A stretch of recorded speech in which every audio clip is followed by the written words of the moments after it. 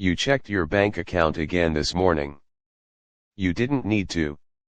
Nothing had changed since last night. But your thumb moved before your brain caught up, and there it was, the number, the same number, staring back at you like it might have gotten worse while you slept. It didn't. But you needed to know. That small, quiet compulsion feels like anxiety. It feels like a personal flaw, something wrong with you specifically. But the real answer is far stranger. That checking, that tightness in your chest when a bill arrives, that voice that says you'll never have enough, none of it was built for the world you live in now. It was built for a world that hasn't existed for 10,000 years. Your brain thinks you're still starving. Not literally.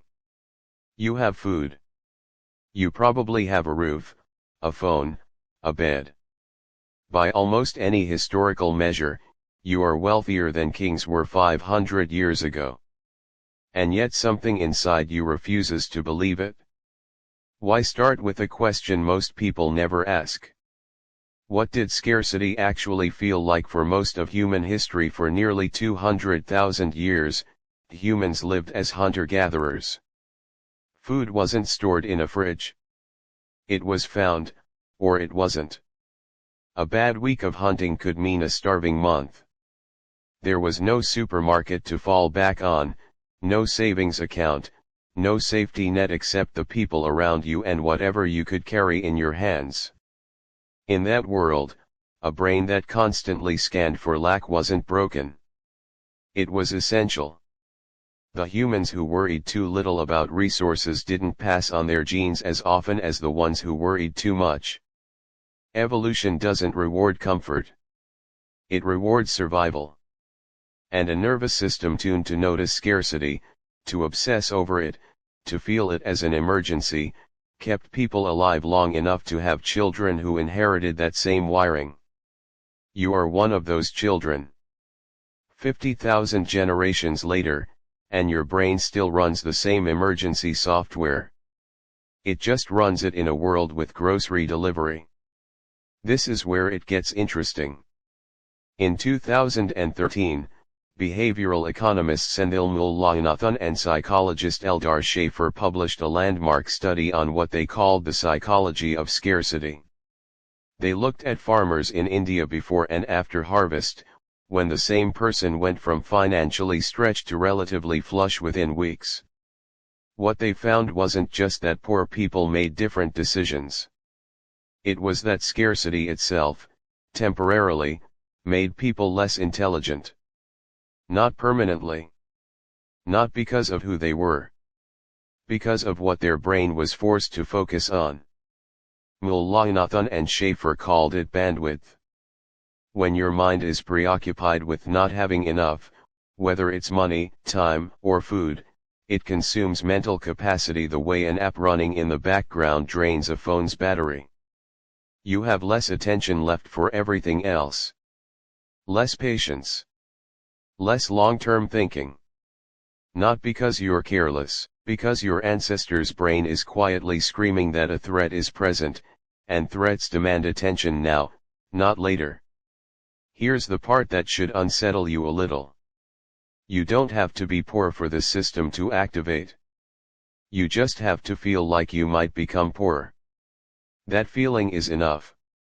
Your brain cannot tell the difference between an ancestor facing an actual famine and you facing a credit card statement. To your nervous system, both are the same signal. Scarcity detected. Prepare for the worst. This is why a stable income can still come with a racing heart at the sight of an unexpected expense. This is why some of the wealthiest people alive still hoard, still panic, still check the number even when the number is enormous. The brain isn't measuring your actual bank balance. It's measuring a feeling that evolved for a world where balances didn't exist at all. Now bring in a second piece of the puzzle. In the late 1970s, psychologists Daniel Kahneman and Amos Tversky ran a series of experiments that would eventually win a Nobel Prize, though Tversky had passed away by the time it was awarded. They discovered something almost embarrassingly simple once you see it. Losing something hurts roughly twice as much as gaining the same thing feels good. They called it loss aversion. Lose $100 and the sting is sharp, immediate, memorable.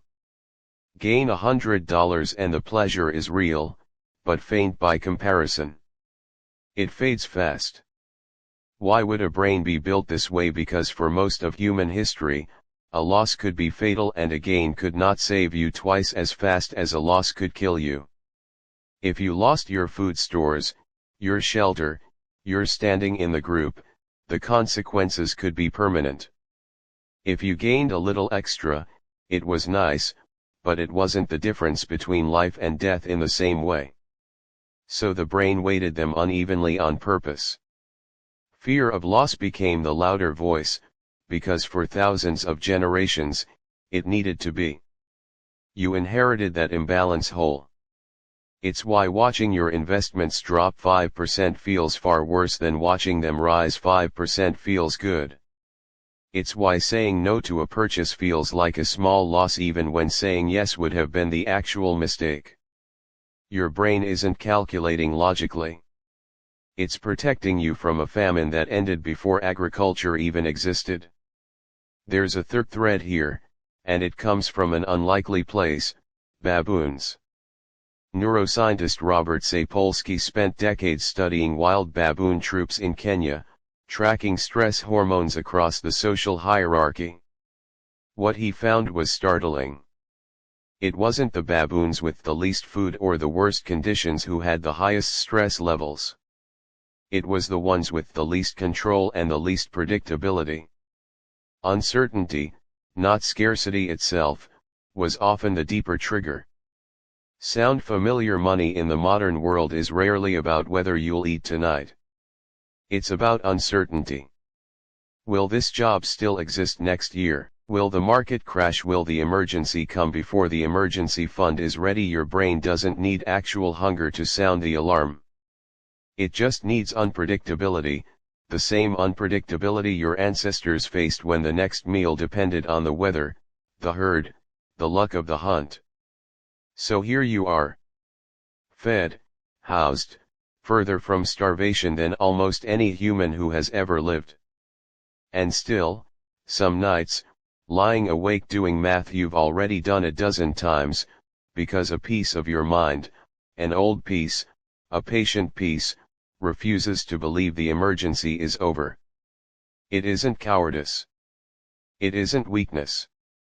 It's inheritance. The stick figure checking their account at 2 a.m. and the hunter-gatherer scanning the horizon for the next meal are, biologically, running the exact same program. One just has a phone instead of a spear. Understanding this doesn't erase the feeling. Evolution doesn't update that fast, and no amount of financial literacy fully rewires 200,000 years of hard-won caution. But there is something useful in simply knowing where the fear is coming from. It means the panic isn't a verdict on your worth. It isn't proof that you're doing something wrong. It's an ancient alarm system, still faithfully doing its job, just aimed at a world it was never designed to understand. Maybe that changes something the next time your thumb moves toward your banking app without asking permission. Maybe it doesn't stop the checking. But it might stop the story that comes with it, the quiet, cruel little voice that says this fear means something is broken in you. Nothing is broken. Something very old is simply still awake. You'll probably check your bank account again tomorrow morning. But maybe, just maybe, you'll finally understand who's really doing the checking.